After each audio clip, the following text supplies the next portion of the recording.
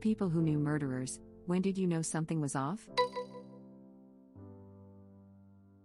Obligatory didn't know him as a friend, but a regular customer in my shop. He would come in after his shift to buy beer and tobacco. On one occasion he caught and helped us to evict a shoplifter. He seemed friendly enough. Then a local girl went missing and was eventually pulled out of a river a few weeks later. They announced they were looking for somebody in connection with her death, and it was him. They had CCTV footage of him tailing her through a park and footage of him buying beer in a shop, still unconfirmed to this day being our shop as they blurred out the surroundings. Anyway, as we had a TV in our shop switched to the news channel as it was a rolling story local to us, we started to discuss the guy, if we saw him on the day she went missing, that kind of thing. We hadn't, but it was at that point when one of my staff, a young girl, who had previously said to management that she didn't want to work the closing shift anymore because there was too many creepy men around, told us that he used to stare at her when he came into the store in a way that made her uncomfortable enough to not want to be on the floor when he came in. They never got to question him about the murder as he was found dead in a local park a few days later. He'd hung himself. I remember that case. Terrible, terrible circumstances. The killer was already a convicted murderer in Latvia, if I remember correctly. It was huge news locally, the biggest manhunt in London since 7/7. That poor girl was so tragically young and vulnerable. Web link. That's the one, just awful circumstances. I went through primary and high school with a guy in the year below me who seemed a little distant. We lived near each other and caught the bus from the same stop. He was a bit of a bully, but it was something more. Like, you could tell he wasn't a bully because he was hurting inside or because he felt threatened in some way. He was a bully because he did what he wanted to do and didn't realize that it hurt other people. Like the kind of kid who enjoyed pulling wings off flies. Not long after I left my hometown, I heard that he had been charged with the murder of a 2-year-old. Apparently his girlfriend at the time left her daughter with him for an hour or so while she ran an errand. He couldn't deal with the toddler crying anymore, so he beat her. He caused severe internal bleeding and she died in hospital not long after. He would have been around 22 when he did it. He was sentenced to 36 years with a non-parole period of 27 years. Edit. This happened in Australia around 2014. As a new dad, the best advice I received was to just walk away. Inconsolable kid? Put in safe crib and give yourself a minute or 2. Or 5. Was this in Ottawa? If not, then sadly it sounds almost identical to a case back in the 80s. I moved to a new town when I was 19 and was making new friends at my new job. I met this girl at work and she invited me over to hang out with her and her best friend. I went and the best friend's boyfriend was there and the vibes were way off. I was uncomfortable. He was cold, and just seemed angry for no reason. They had mentioned to me before he got there that he was always controlling and had hit the girl before. Turns out controlling was an understatement. She came home one day and he was digging a hole in the backyard and she asked what he was doing and he replied, "Digging your grave." He hit her, said if he can't have her, nobody could have her, all of that. So eventually she left him and had to get a restraining order and everything. He somehow persuaded her to get in a car with him on her work break and they went missing for a few days. Turns out he stabbed her to death, threw her in a river and killed himself. I met the girl only a few times and him only the once, but the face that I was in such close proximity to someone capable of that gives me chills. She was so young, it was really sad. Unfortunately, the stats on women being murdered by their intimate partners are pretty grim. This is just one of many cases. Unfortunately, yeah. Women are more likely to be murdered after they leave their abusers. The most dangerous time in a domestic abuse situation is when the victim is leaving. I wish we could plaster this information on the sky so everyone is constantly reminded of it. I have had so many arguments, online and in real life, with people who crap on women for not leaving men or not reporting abuse. I'm a social worker. I have literally helped women escape, and once the man realizes what's happening, they go beyond scary. Police really don't do much. Let's repeat. Women stay in abusive relationships and don't report their abusers/rapists because those women are smart and are trying to stay alive. And to the guy below that said get a man you trust to help you escape, yeah, these women generally don't trust men and have a good reason to not trust them. It's not that simple. If they aren't lucky enough to have a supportive brother or father willing to run with them, then involving a male friend can be a recipe for disaster. I worked at a box store about 20 years ago. A guy I worked with was always off, and would give away pocket knives to other employees. One day he came in with scratches all over his face. He had raped and murdered a disabled girl the day before, using a pocket knife he had given our co-worker later that day. Edit. Web link. Friend of the family's always had a thing about taking pocket knives as a gift. A superstition about how it was bad luck and would result in the knife somehow ending up in your back, metaphorically speaking. Turns out it was good advice in this instance. My grandfather gave me a pocket knife when I was a little kid, but made me give him a penny for it. It is thought to sever the relationship when you give someone a knife. Right. I knew it was a turn of phrase, but it was so long ago when it was explained. If he gave away that murder weapon, I wonder if the other knives he gave away were also used in crimes. Or he was setting it up as normal behavior so that it wouldn't be suspicious or noteworthy when he gave away the murder weapon. Stupid though. All the guy would have to do is tell them where he got it. Bury it, it will never be found. There must have been some sort of twisted pleasure in knowing that somebody else had it. There probably was. I never suspected a thing. She was the nicest woman. I even let her babysit my cousin when I had custody of him for a little while. She was my neighbor, couple houses down, and everyone loved her. She grew gigantic pumpkins, was always outside, so everyone interacted with her a lot. I moved away a few years later and was shocked to hear everything from my family and friends who still loved in the area. The story: she was married to a man. I knew him from my time living there too. One day, he was just gone. She was all beaten up. She said he beat her up. We always suspected this happened before this incident, and had left her because he got a woman pregnant a few towns over. We never heard from him again, but didn't really have a reason to. She would mention every once in a while that he was still harassing her and was even beat up on another occasion after his disappearance.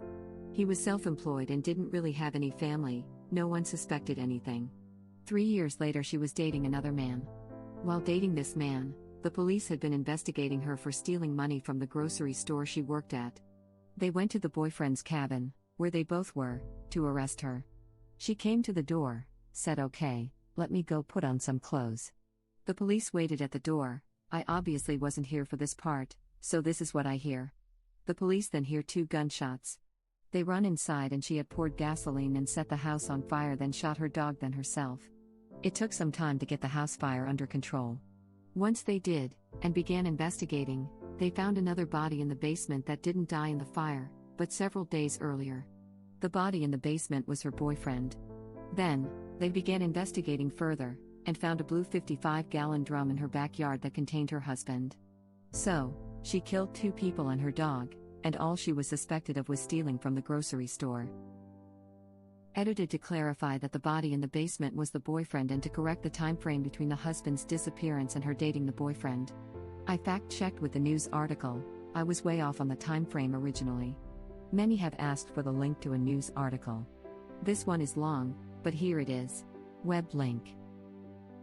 Is it weird? I feel that she could have gotten away with it if she would have stepped out of the house and went with the police. There is a chance they would not have investigated the cabin depending on exactly how the grocery theft went down and what they wanted to see. Guilty conscience. She probably thought they had more on her and were just taking her in on the grocery charge to begin with. And this is why we only do one crime at a time, people. One crime at a time. The old adage, if you're going to break the law, don't break the law. The appearance of law must be upheld, especially when it's being broken. Don't drive around with a dead hooker in the trunk while you have a busted taillight. Pretty big case. True Crime Garage covered this on their podcast. Web link. I had a little sympathy for her at the start, but that dissipated fast. The murderer I know was more of an acquaintance or casual friend. He lived down the hall from me and we hung out sometimes, but not like just the 2 of us. Still, we'd chill at each other's place regularly. I passed him one day in the stairwell and I said hi.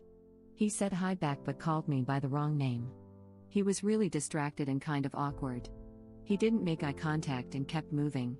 I remember thinking maybe we don't know each other as well as I thought. Later he was playing Nintendo, yep, my N64, this was a while ago, with my roommate when I came home. He apologized and said his mind was elsewhere. A couple days later there are cops all over the building, interviewing people and searching his place. They'd found the guy's roommate with a bullet in the back of his head in an abandoned lot across town. The next day he confessed. Holy crap, did they ever find out why he did it? And that's why you always leave a note. Common courtesy. Murderer 101. Probably had something to do with Mario Kart 64. Had an employee on my work crew, acted strange and wouldn't listen to direction. Had goofy huge sideburns. Ended up going to jail for a short time. When he got out he shot his girlfriend and her parents. Starburns? His name is Alex. Then maybe he should have spent 6 hours shaving that into the side of his face. Never.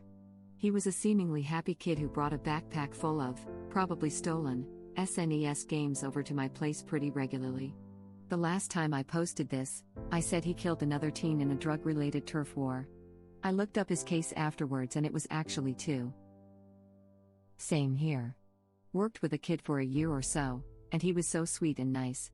I went off to college, and that summer I visited home and ran into him. He was his usual nice, sweet self. He killed 2 classmates and shot a third about 20 minutes later.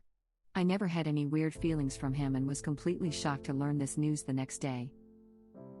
I can never imagine bumping into a person you knew for so much time, and then finding out that he killed someone just 20 minutes later. Holy F. This was a childhood friend. I would go over to his house as a kid. I worked for his uncle in my teens. He was in my grade, graduated together.